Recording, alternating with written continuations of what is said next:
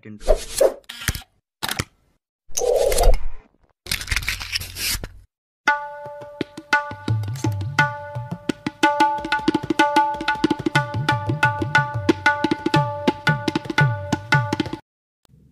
चमचा मधामध्ये ही फक्त एक चिमटी पावडर, गळणारे नाक, खोकल्याची उबळ एका रात्रीत होईल नाहीशी.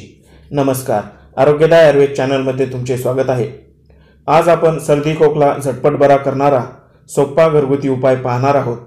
हिवाळ्याच्या दिवसात जवळजवळ प्रत्येकजण सर्दी खोकल्याच्या विळख्यात ओढला जातो. काही व्यक्तींना तर संपूर्ण हिवाळाभर सर्दीची समस्या उद्भवत राहते. अशा वेळी वारंवार औषधे गोळ्या खाऊन देखील अनेक वेळा आराम मिळत नाही. शिवाय या औषधाचे साईड इफेक्ट होतात ते वेगळेच.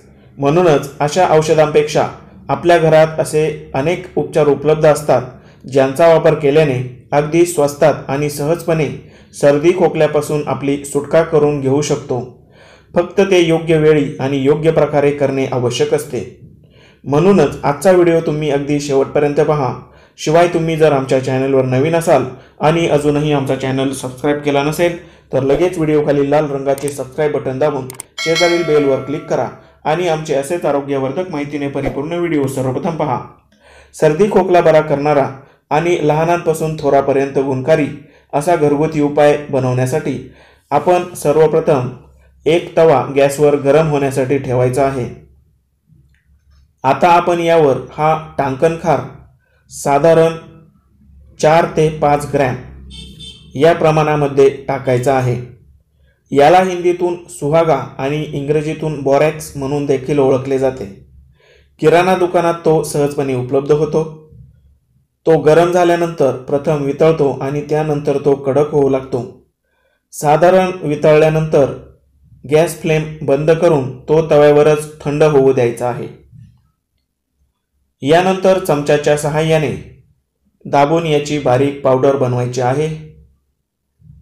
4-5 दिवस पुरेल इतकी पावडर देखील तुम्ही बनवून स्टोअर करून ठेवू शकता. आता तो एका बाउलमध्ये काढून घ्यावा. यानंतरचा घटक म्हणजे मध. 1 चमचा या प्रमाणात घेऊन यामध्ये हा 1 चिमटीभर एवढा टांकण खार ॲड करायचा आहे. लहान मुलांसाठी 1 चिमटी या प्रमाणात आणि मोठ्या व्यक्तींसाठी 2 चिमटी या प्रमाणात हा टांकण खार घ्यावा. यापेक्षा जास्त तो वापरू नये. रात्री झोपण्यापूर्वी हे सेवन करायचे आहे. पहिल्याच रात्री सर्दी खोकल्यावर याचा परिणाम झाल्याचे तुम्हाला दिसून येईल. सलग 3 ते 4 दिवस हा उपाय केल्याने तुमची सर्दी आणि खोकला कायमचा बरा होईल.